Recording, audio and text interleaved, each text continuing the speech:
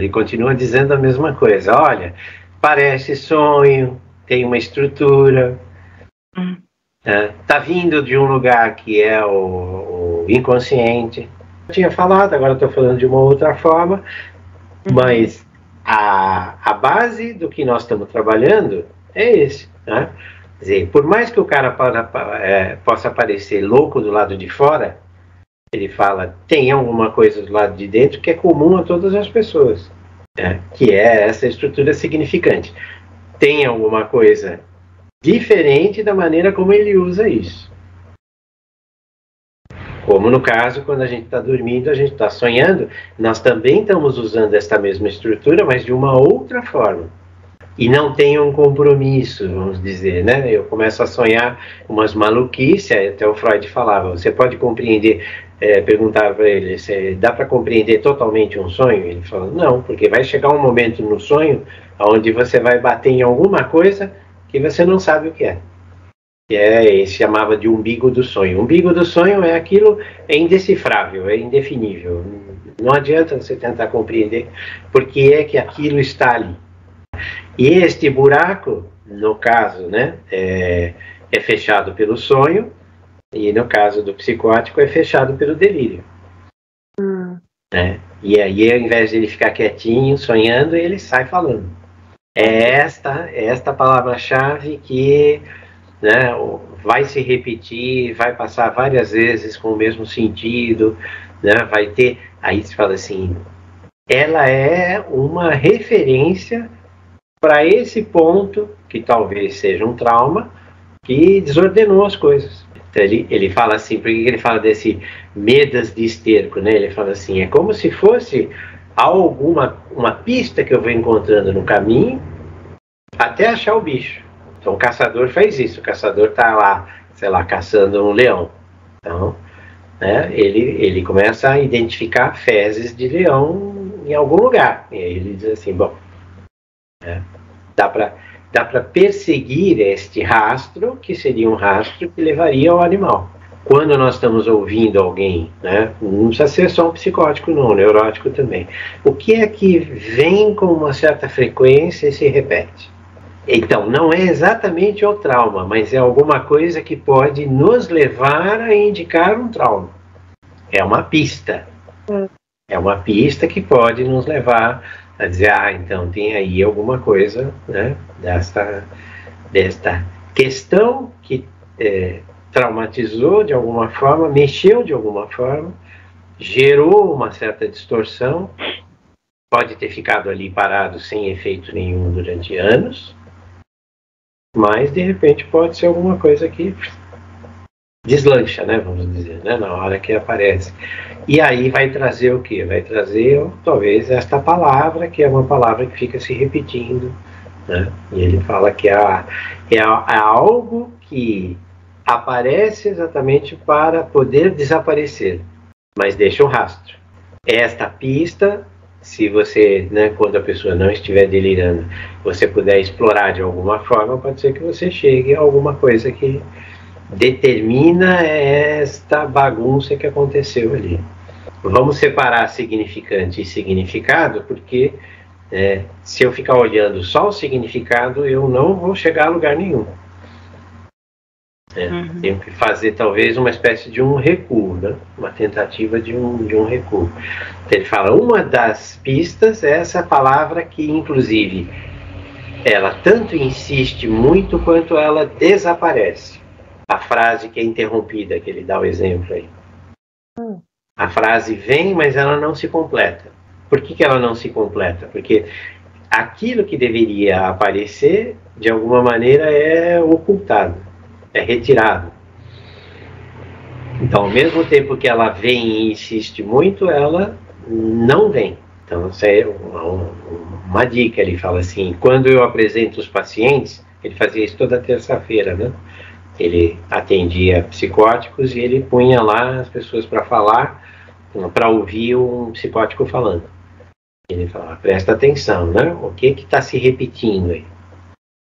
Tanto aquilo que insiste em se repetir, quanto aquilo que insiste em se apagar. Presença e ausência, né? Essa ambiguidade. Então, o que não aparece, porque a frase fica cortada no meio, interrompida, e é aquilo que insiste em aparecer o tempo todo. Ah, é exatamente esta palavra? Não, ela pode ser apenas uma indicação para alguma coisa. Ele vai explorar mais isso, ele vai dizer assim, porque o significante e o significado, eles deslizam um sobre o outro.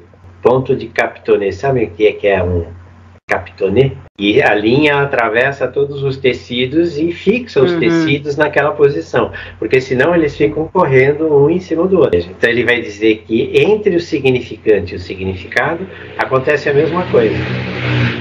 Por que as crianças, né, e nós demos vários exemplos do Pecanta, elas arriscam falar coisas, porque elas ainda não fizeram essas ligações. Então, as palavras, de certa maneira, estão soltas, os significantes estão soltos, e os significados também estão soltos. Mas aí ela vai arriscando, ela vai fazendo alguma coisa se encontrar. De repente, quando encontra e aquilo trava, faz um captonê. Se fez um captonê, aquilo é uma espécie de uma âncora. Mas tem uma hora em que esse deslizamento precisa parar. No caso do psicótico, ele vai dizer o seguinte: na hora em que ele está alucinando, o deslizamento voltou a acontecer. Alguns desses pontos de amarração, que não eram exatamente pontos tão bons assim, eles afrouxam. Temporariamente, eles deslizam de novo um sobre o outro. Então ele fala, a pessoa começa a atribuir nomes e começa a falar de coisas que ela não falava.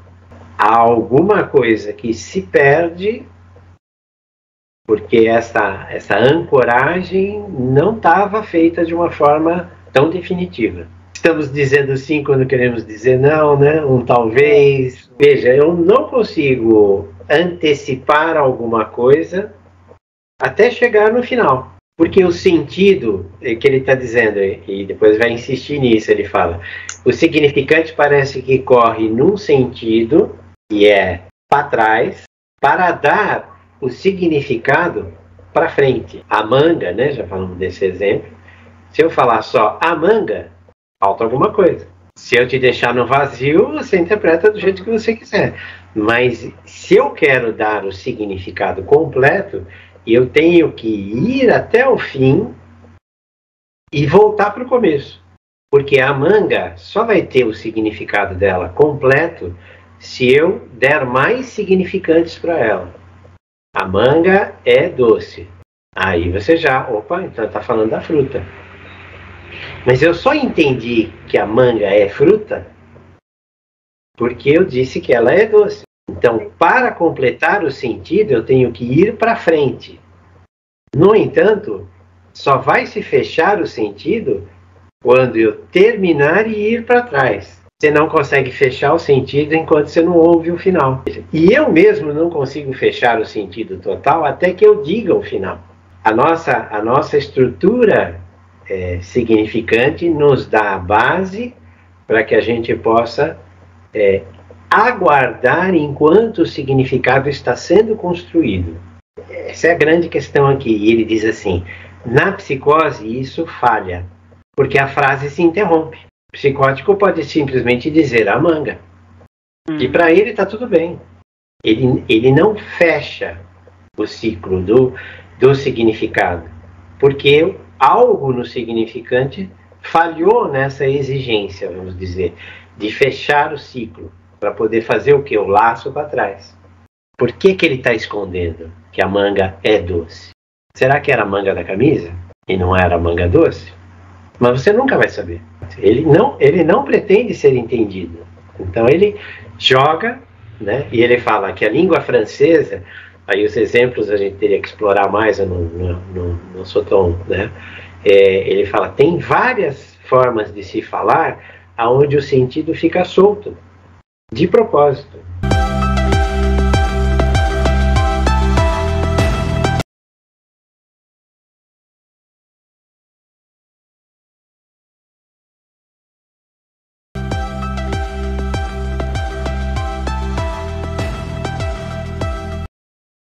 porque há uma ordem de extermínio, né, num determinado momento da história, sobre os descendentes de Davi.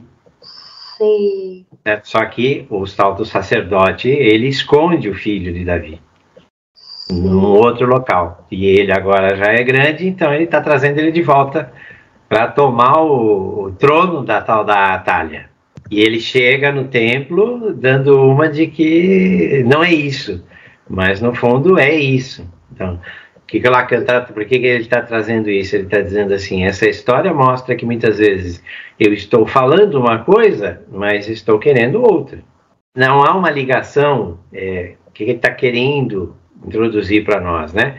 Que a ligação entre significante e significado, que se achava muito fixa, não é fixa. Ela se movimenta, ela desliza o tempo todo uma sobre a outra. Hoje em dia é muito comum a gente falar assim, mas você disse uma coisa e eu entendi outra. Aí se fala assim, não, mas porque você é uma outra pessoa. Então, não, porque você mesmo está dizendo alguma coisa que não está claro. Já está deslizando. Esse deslizamento, ele ocorre, nós temos sempre a impressão de que ocorre entre uma pessoa e outra. Uma coisa, outra entende outra. E o que Lacan está dizendo para nós é que isso não é verdade. Dentro do nosso próprio inconsciente, esse deslizamento está acontecendo o tempo todo. No caso do Saussure, né, no estudo da linguística, ele dizia assim, há uma arbitrariedade. Porque que o significante é árvore, né, significa árvore. Assim, não tem nada de arbitrário. Não, tem um movimento que faz coincidir.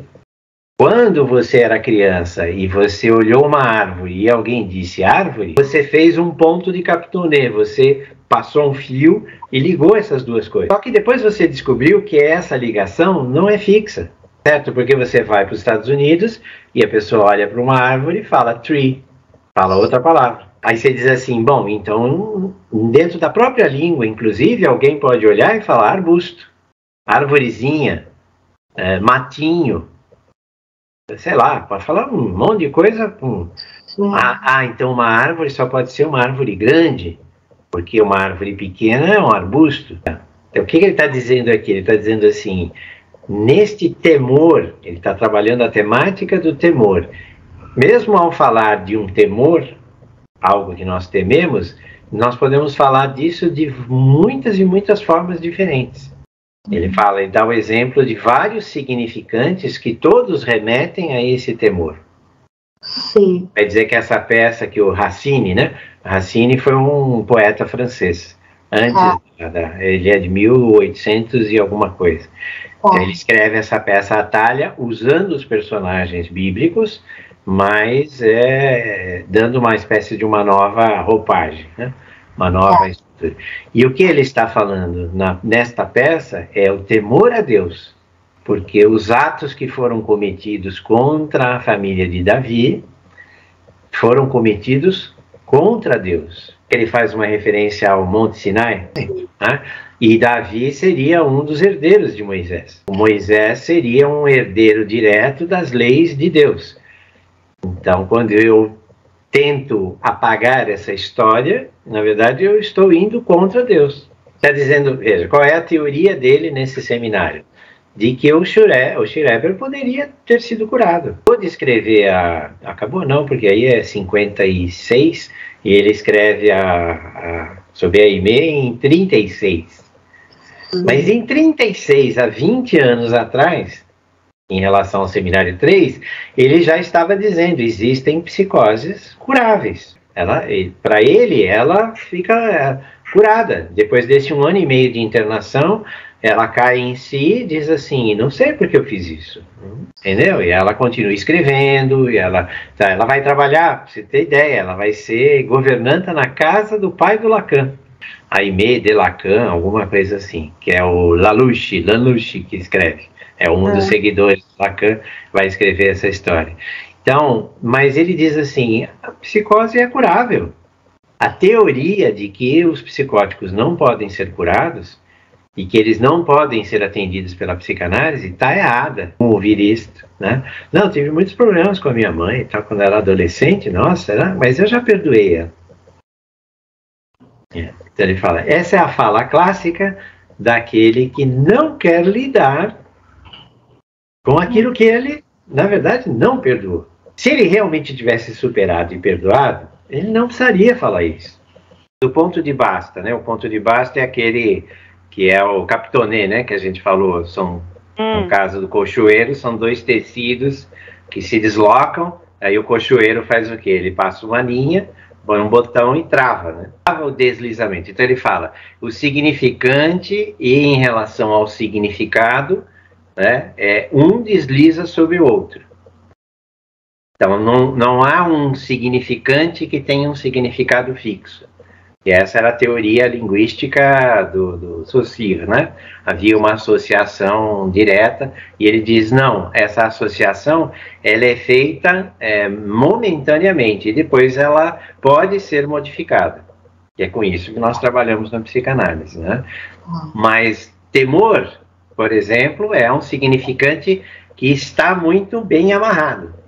E é bastante comum, na fala dos psicóticos, haverem algumas palavras que são esses significante mestre, como você chamou, ou pontos de basta. E ele fala assim, tem alguma coisa nessas palavras que aprisiona o psicótico. Ele fala, é interessante ouvir o psicótico até para descobrir que palavras são essas que têm uma força muito grande para essa pessoa.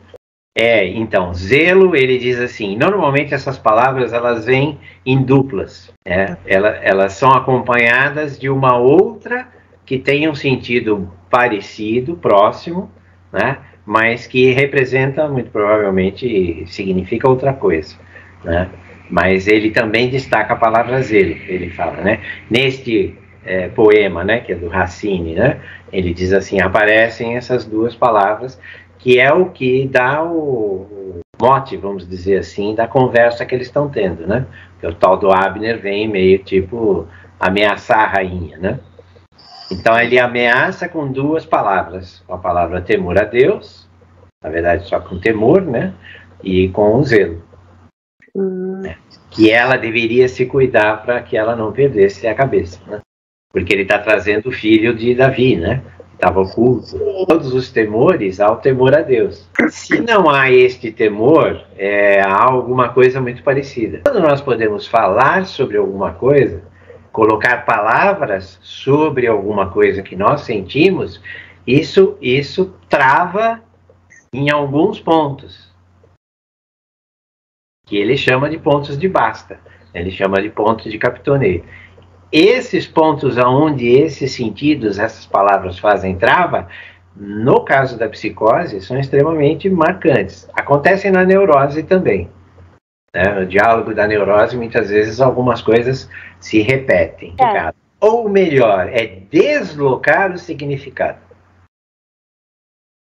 Se há um ponto de basta, alguma coisa foi amarrada, ali talvez tenha alguma coisa traumática. Se você conseguir que a pessoa dizer assim, o que é esse cansaço aí? Dói o corpo. Não, mas me fala melhor, assim, exatamente o que é, né? Porque você repete muito sua palavra e tal. Não, porque, sabe, olha, as situações se repetem. Bom, já mudou. Saiu do corpo e foi para a situação. Então, algo desse ponto de basta deslizou. Que a gente diz assim, estamos sugerindo para a pessoa que ela olhe com outro ponto de vista. Situações, memórias, conceitos, ideias, palavras.